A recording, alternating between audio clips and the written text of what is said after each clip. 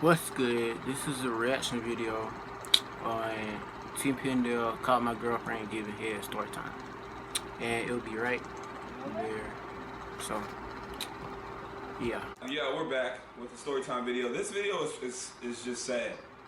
It's just a pretty sad video, man. It's really personal and it's sad. I was dating this young... My mom's FaceTiming me. I gotta take this, guys. Give me a second. It'd be like literally a second. Sorry, my mom wanted absolutely nothing. I love you, Mom, if you're watching this. I hope you're not, because this is pretty personal. I was dating this young lady, and we were living together by mistake. How, Sway? I moved away, and I was supposed to be gone for a long period of time. I said, hey, you can just move into the apartment I'm with my roommates. It'll save you money. Say I'm supposed to be gone for 6 months. I came back in 3 weeks. So now I come back, I have nowhere else to stay but where she is staying. So now we're living together by mistake. See? So now I am shacking up, and we also have other roommates. This was the worst experience in my life. When you have a girlfriend, it's one thing, but when you have a girlfriend and y'all live together, like fellas and women, you just can't just get up and leave the house. Hey, where are you going? Where are you going today? What time you gonna be back? Holy smokes. I am low-key reporting everything I do now. I cannot make any moves. And then what people will say to make it seem like you don't have to report to them is, oh, I don't want to know all your moves. I just care about you. What if something happened to you while you were out and about? I just want to know where you are and who you were with. Boy, if you don't get... the lease was up. We were sharing this apartment. It was 2, 3, 4, 5, 6. It was 6 people in this house, including us. We were about to move to an apartment where we shared a room, and it was another roommate. I just wasn't down with living together, so I was like, when it was time to move out, I was like, I need a break. I told her I would still cover my portion of the rent if she had problems covering it. That's not a problem. I could take care of it. A week and a half to the break, we are still communicating daily, sending texts, how you been doing, I miss you, etc., etc. I'm out and I'm clubbing, getting the freedom I wanted because I'm not living with her. And then I realized I still don't want to live with her, but I don't want to not be in a relationship with her. So it's like 1:30, 2 o'clock in the morning. I'm in this club and I'm looking around like, why am I in this club? I should be with my girl. I'm going to be with my girl.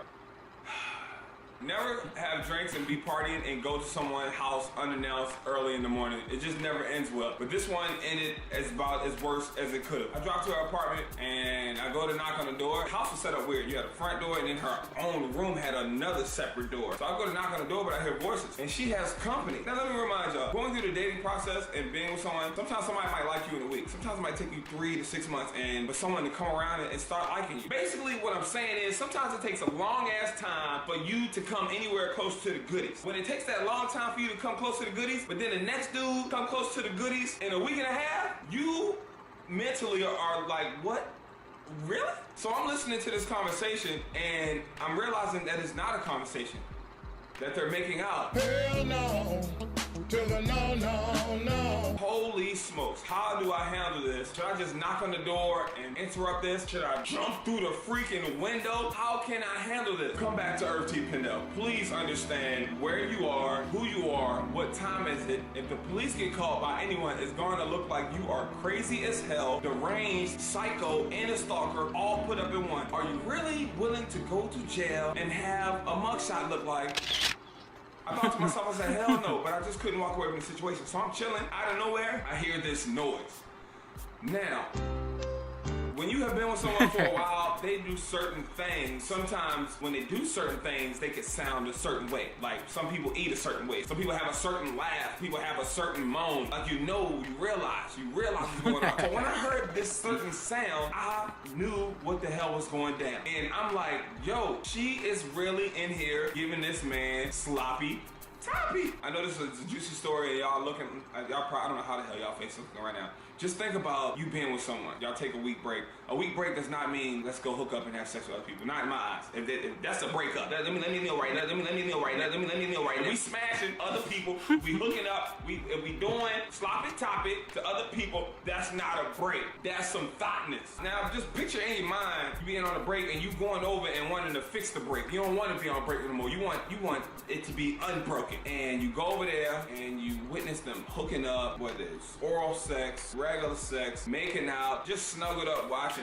a movie with someone of the opposite sex. Like somebody is in your spot. Somebody is on the bed that you paid half for. Bruh, when I say looking back on it, I thank God that I had so much composure and I just did not flip out and do something stupid crazy. I went back to my car and I had to really reevaluate my life. And after I sat in the car until the sun came up, Crazy, the rays. I watched this dude leave her house. I'm like, yo, I could just go whoop his ass right now, which I'm glad I didn't also. I went and knocked on the door, and when you see her face, like, she was like, holy smokes. You know that face when you like, you don't know if you got caught, but you don't think you got caught, but you don't want to say too much because you don't want to tell and then get caught because you told on yourself? She had that face right there. And I sat down over there, and I let her know what I just witnessed. She tried to flip it on me and said, I can't believe you would come over here that late, and I couldn't even believe you would just listen to that. That just doesn't make any sense. That's just disturbing.